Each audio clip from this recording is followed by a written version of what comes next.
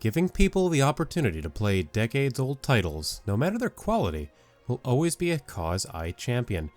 The advent of HD-2D and the prosperity of the Switch have created a fertile ground for remasters and remakes of unique and quirky retro games.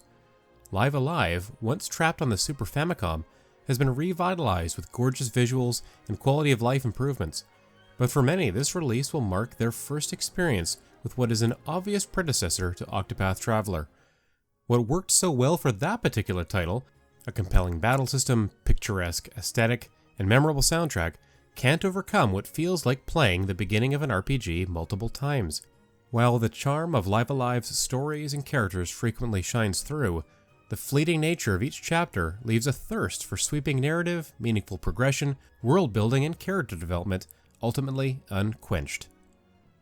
Across 7 starting chapters, you'll experience wildly different time periods and stories. Some of these, like Distant Future, are almost devoid of combat. Others feature plenty of turn-based battles, such as the Street Fighter-inspired Present Day, which has nothing but combat, making it short and sweet, if unremarkable. That each chapter takes a different amount of time to finish or offers its own amount of freedom to move about the setting is intriguing, but variety only counts for so much.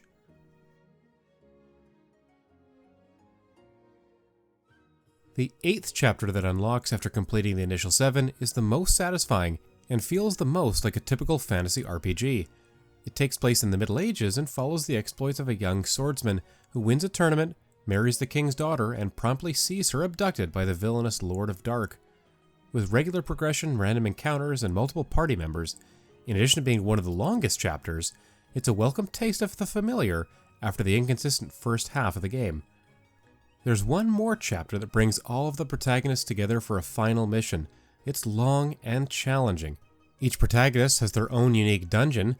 One of these is absolutely maddening, to the point where I almost called it quits entirely. You'll know it when you get there. What's most problematic about the finale is that it requires a foresight that the game doesn't prepare you for. There's no obvious indication that your actions in the individual chapters are going to carry over, or what you should be preparing to make the end of the game manageable. It's almost worth spoiling yourself to avoid the headaches that come with Live Alive's ham-fisted conclusion. Much of what makes Live Alive worth experiencing is the surprise of its individual stories and moments. The less you know before diving in, the greater your feeling of wonder and discovery. But that doesn't mean that the entire runtime is filled with high notes, quite the contrary. The limited scale and scope of each chapter means a fair bit of repetition and backtracking. Expect to take the same paths and fight the same enemy types over and over. At times, the narrative payoff is worth such monotony, but just as often, it's not. My prevailing feeling is that almost every chapter somehow both overstays its welcome and fails to hit its stride. By the time something compelling happens, the credits roll. Focusing squarely on the battle system, the tile-based grid on which your party members and your foes are placed is easy to navigate, and leads to at least a dozen very satisfying combat encounters, generally those against boss characters. The semi-real-time system, which shares DNA with the conditional turn-based battle system of Final Fantasy X, clearly highlights specific tiles when attacks can strike you or your enemies. Foes who are in range and targeted by you will flash, helping you see how many you can strike with an area of effect move, for instance. In addition to a health meter above your character's head, there's a second meter that shows how long it will be until their turn comes up, but also how long certain attacks will take to activate. More powerful abilities, or those with a greater radius, often require a short, medium, or long charge time. One annoying element of the battle system is that enemies will often have their turn meter fill up instantly once you land a blow. This is different from a specific counterattack move, which is also possible. If you prepare for this reaction every time, you'll be fine, but it's an odd mechanic given that the same isn't true when enemies hit you, and that they can effectively act twice in a row if their counterattack also goes off. For someone who grew up adoring his Super Nintendo, being able to play what was effectively a lost relic from that era is a dream come true, and I'm hopeful we'll see more and more Japan-only games see their overseas debut in the coming years. The rearranged soundtrack from Yoko Shimomura is delightful, even if it doesn't reach the highs of some of her other works. The boss theme is a particular standout, and the jukebox feature that unlocks more and more tracks as you play through the game is a welcome addition.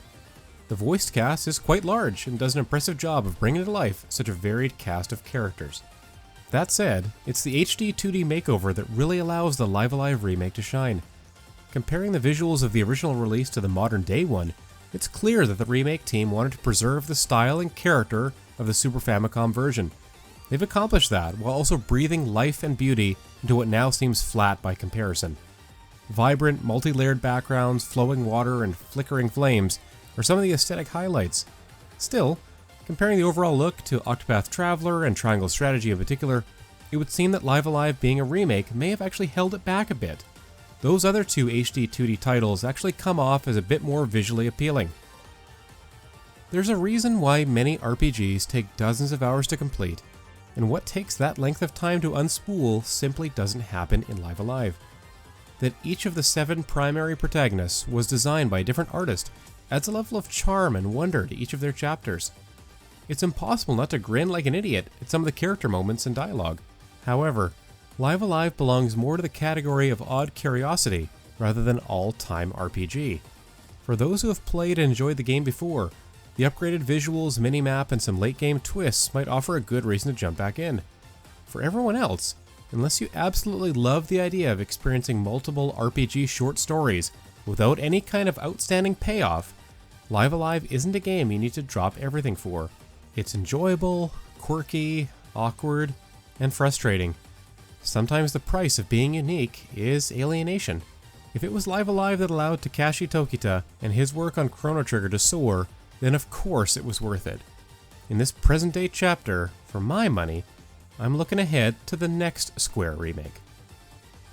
This video was made possible by our generous supporters on Patreon.